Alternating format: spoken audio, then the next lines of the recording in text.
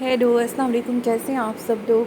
पहले हमारा रह गया था, मुझे किसी काम से जाना पड़ा था बाहर, तो अब नेक्स्ट हम देखते हैं। फोकसिंग और accommodation involves bending light rays to a focus point on the retina.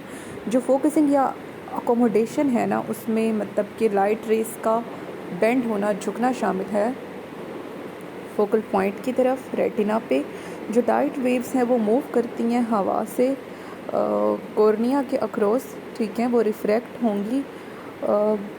क्यों रिफ्रैक्ट होंगी? क्योंकि अब ये हमने पढ़ा है कि जब दो मीडिया से चीज़ गुजरती है तो वो खुद ब खुद मतलब कि बैंड हो जाती है, उसमें रिफ्लेक्शन होती है। दो मीडिया से गुजरने की वजह से जो लेंस होते हैं वो मज़ीद रिफ्लेक्शन मुहैया करते हैं। जिस तरह से मतलब कि बहुत से टेट्रापोड्स की आइज़ होती हैं, जो एम्फीबियन की आई होती है ना, टेट्रापोड की आई की तरफ जो एम्फीबियन की आई होती है वो फोकस करती है दूर की चीज़ पर, दूर की चीज़ पर। जब आँख जो है रेस्ट पर होगी, ठीक है, जब आँख रेस्ट पर होगी तब वो दूर की चीज़ पे फोकस करेगी एम्फीबियन की आई। और नज़दीक की चीज़ पे फोकस करने के लिए क्या होगा कि जो प्रोटेक्टर लेंटस मसल होगा ना, उससे लेंस को मूव कराना चाहिए आगे। जो रिसेप्टर जिन्हें हम रोड और कोन कह रहे हैं, ठीक है, वो कॉर्निया में होते हैं।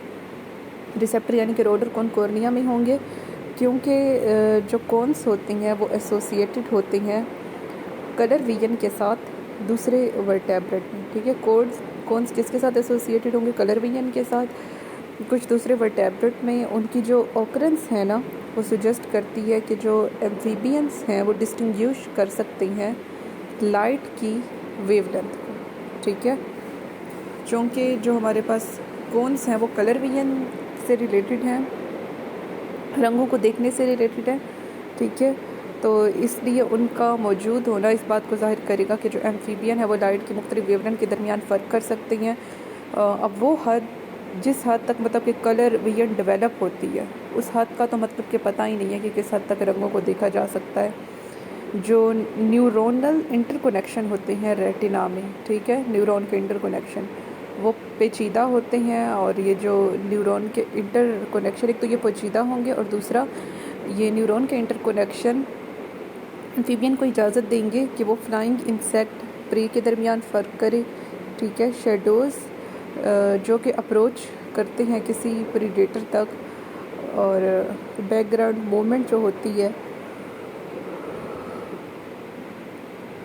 जैसा कि ब्लेड्स जो हैं ग्रासेस के, जो कि हवा के साथ मूव कर रही हूँ, ठीक है। तो उसके बाद नेक्स्ट है जो ऑडिटरी सिस्टम होता है एम्फीबियन का, वो एक एवोल्यूशनरी एडेप्टेशन है। ये जो है वो ट्रांसमिट करता है सबस्ट्रेट बोन वाइब्रेशन को एनोरॉन में। एयरबोन वाइब्रेशन में जो एयर होते हैं एनोरॉन्स के, वो टेम्पैनिक मेम्ब्रेन पे मुश्तमिल होती है, मिडल एयर पे। और इनर एयर पे जो टेम्पैनिक मेम्ब्रेन होती है वो इंटरगोमेंट का हिस्सा है, जो कि कार्टिलेजिनस रिंग पर फैला हुआ होगा, जो कि एयरबोन वाइब्रेशन को रिसीव करेगी और ट्रांसमिट करेगी मिडल एयर में, जो कि चैम्बर है टेम्पैनिक मेम्ब्रेन के नीचे। जो टेम्पैनिक मेम्ब्रेन होती है ना, उससे इसमें वो कह रही हैं कि कहाँ गया मतलब कि टेम्पैनिक मेम्ब्रेन को जो छू रहा होता है ना, वो मिडल ईयर का ऑसिकल होता है, बोन होती है, जिसे हम स्टेपीस कहेंगे, जिसे जो है हम कोलुमुला कहते हैं, जो कि ट्रांसमिट करती है टेम्पैनिक मेम्ब्रेन की वाइब्रेशंस को इनर ईयर में। जो हाई फ्रीक्वेंसी एयरबोर्न वाइब्रेशन होती हैं वो इनर ईयर में जाएंगी टेम्पैनिक मेम्ब्रेन से। हाई फ्रीक्वेंसी यानी कि 1000 से लेके 5000 तक। जो लो फ्रीक्वेंसी होती हैं 100 से 1000 तक, वो ट्रांसमिट होंगी फ्रंट अपेंडेजेस से, ठीक है। हाई फ्रीक्वेंसी वाली कहाँ से जाएंगी? इनर ईयर में, टेम्पैनिक मेम्ब्रेन से। लो फ्रीक्वेंसी वाली जाएंगी फ्रंट अपेंडेजेस से और पेक्टोरल गिर्डल से, सेकंड ऑसिकल के ज़रिए से, जिसे जो है हम ओपर्कुलम कहेंगे।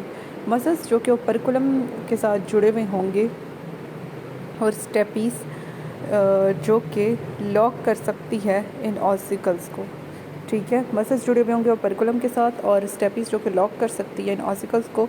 वो एनोरान को इजाज़त देगी कि वो हाई या लो फ्रिक्वेंसी साउंड को डिटेक्ट कर सके। ये जो मैकेनिज़्म है ये अडेप्टिव है, क्योंकि एनोरान लो और हाई फ्रिक्वेंसी साउंड को मुख्तलिफ सिचुएशन में रिसीव करते हैं। जो मीटिंग कॉल्स होती हैं वो हाई फ्रिक्वेंसी साउंड होती है, मतलब अपने साथी को बुलाने के लिए, और वो बुनियादी अहमियत की हामिल हैं ब्रीडिंग सीज़न में, मतलब कि जब उन्होंने अगली नस्ल को जन्म देना हो। दूसरी तरफ जो लो फ्रिक्वेंसी साउंड हैं ये मतलब कि शिकारीन की तरफ आ रहा हो तो उसके लिए ये यूज़ करेंगे। सैलेमेंडर जो है इनमें टेम्पेनिक मेम्ब्रेन नहीं होती और मिडल एयर भी नहीं होता।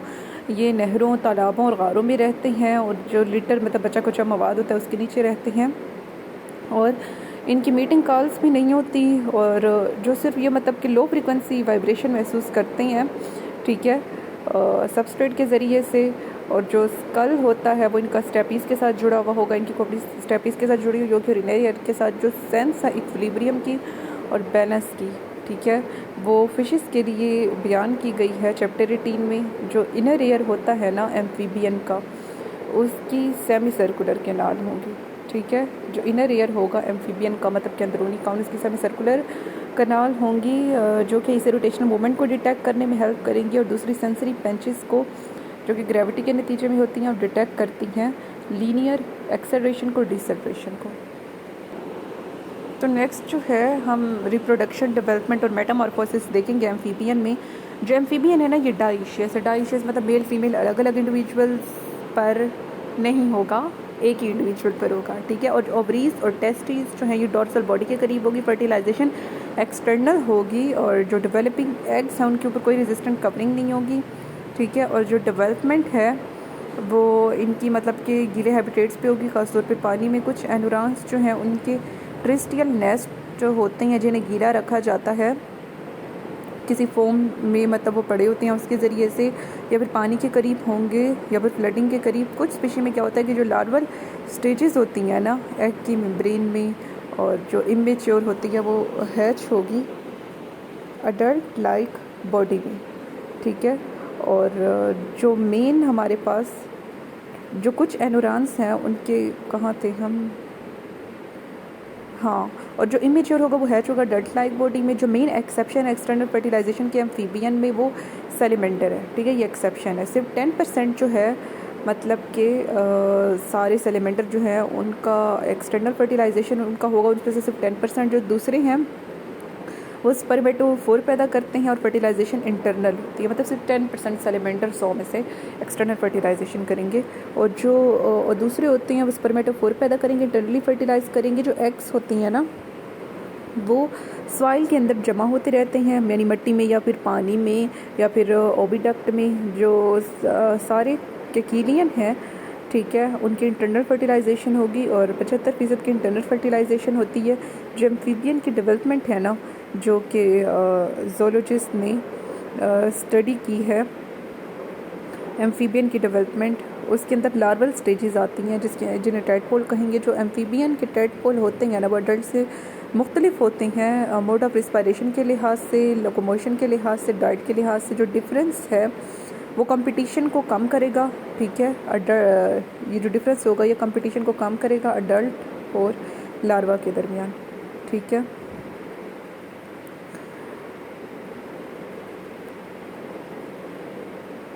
तो इसमें हमने क्या देखा कि एम्फीबियन की डेवलपमेंट में लार्वल स्टेजेस आते हैं जिन्हें टेडपोल कहेंगे। जो एम्फीबियन का टेडपोल है, ठीक है, ठीक है। तो हम कहाँ थे, हाँ, हमने देखा था कि सिर्फ 10% सैलमेंडर ही जो है ये काम करेंगे, और एक मिट्टी में पैदा होंगे, पानी में पैदा होंगे, या फिर ओविडक्ट में रहेंगे डेवलपमेंट के दौरान। जो सारे ककीरियन है ना उन सब में ही इंटरनल फर्टिलाइजेशन होगी। 75% की इंटरनल फर्टिलाइजेशन होती है, इंटरनल डेवलपमेंट भी होती है उनमें से।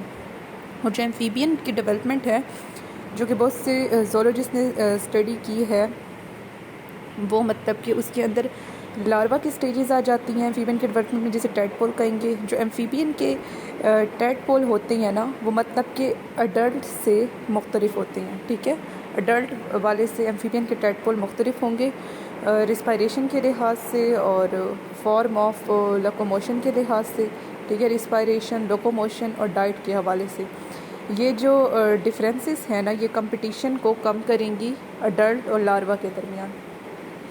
जो एम्फीबियन के टेडपोल होते हैं ना वो मतलब कि अडल्ट से मुख्तलिफ होंगे एम्फीबियन के टैडपोल, ठीक है, मोड ऑफ रिस्पायरेशन के लिहाज से, लोकोमोशन के लिहाज से और डाइट के लिहाज से भी, ठीक है। तो मतलब इस सब के लिहाज से जो एम्फीबियन के टैडपोल होंगे वो अडल्ट से मुख्तलिफ होंगे।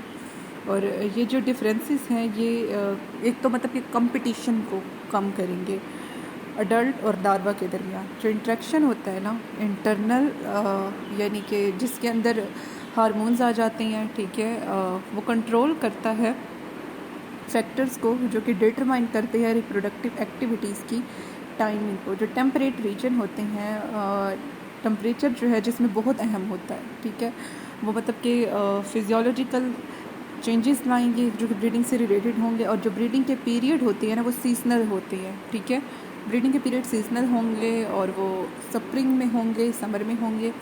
जो हमारे पास ट्रॉपिकल रीजन होती हैं, ठीक है, वहाँ पे एम्फीबियन की जो ब्रीडिंग है वो रेनी सीजन से रिलेटेड है, सही है। ट्रॉपिकल रीजन जो होंगे वहाँ पे एम्फीबियन की ब्रीडिंग मतलब जब रेनी सीज़न होगा तभी उनकी ब्रीडिंग होगी।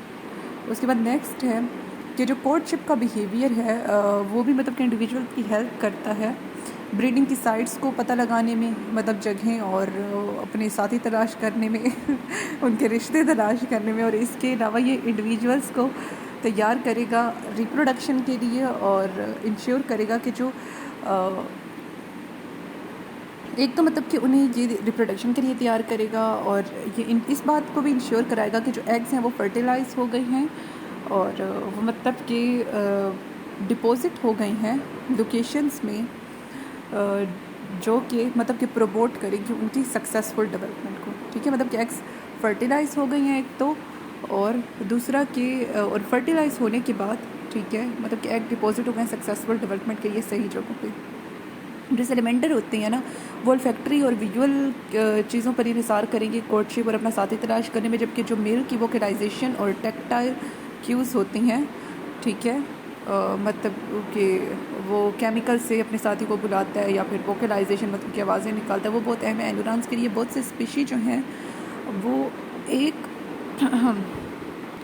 जो मतलब कि मेल की वोकलाइजेशन है वो स्पीशी स्पेसिफिक है और इसके अलावा वो काम करेगी इनिशियल अट्रैक्शन में, ठीक है, और वो कांटेक्ट कराएगी मेट्स के दरमियान। इसके बाद जो टेक्टाइल क्यूज़ होंगे ना वो मतलब कि केमिकल्स वाले वो भी अहम है। जो मेल होता है वो फीमेल को पकड़ता है, उसके जो फोर लिम्स होते हैं वो उसकी कमर के गिर्द आ जाएंगे, वेस्ट के गिर्द, ताकि वो मतलब कि उसके ऊपर आ सके उस डायरेक्शन में। और जो मेल होगा वो फीमेल के डॉर्सल होगा, बोलो ठीक है, और उसके बाद वो सेम डायरेक्शन में आ जाएंगे। और जो मेल होगा वो फीमेल के डॉर्सल होगा। ये जो पोजीशनिंग है इसे एम्प्लेक्सिस कहेंगे, ठीक है, मतलब कि जो मेल है वो फीमेल के डॉर्सल है, इस पोजीशन को एम्प्लेक्सिस कहेंगे और ये 1 से 24 घंटे तक रहेगी, ठीक है, मतलब 1 घंटे से लेकर 24 घंटे तक। और एम्प्लेक्सिस के दौरान जो मेल होगा वो स्पर्म को फीमेल के अंदर डालेगा, मतलब कि वो मतलब कि इस तरह से वो फीमेल के बिल्कुल अंदर नहीं डाल देगा, मतलब कि वो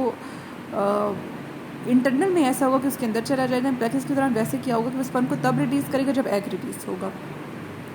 जो थोड़ा सा पता है हमें किकीरियन की ब्रीडिंग का, ठीक है, उसमें जो मेल्स होते हैं उनका इंट्रोमिटेंट ऑर्गन होगा जो कि मॉडिफिकेशन है उनकी क्लोकल वाल की, ठीक है, मतलब कि उनकी क्लोकल वाल इंट्रोमिटेंट ऑर्गन बनाएगी और जो फर्टिलाइजेशन है किकीरियन में वो इंटरनल होगी। तो आज के लिए इतना ही, मिलते हैं नेक्स्ट क्लास में प्यारे बच्चों, तब तक के लिए अल्लाह हाफिज़।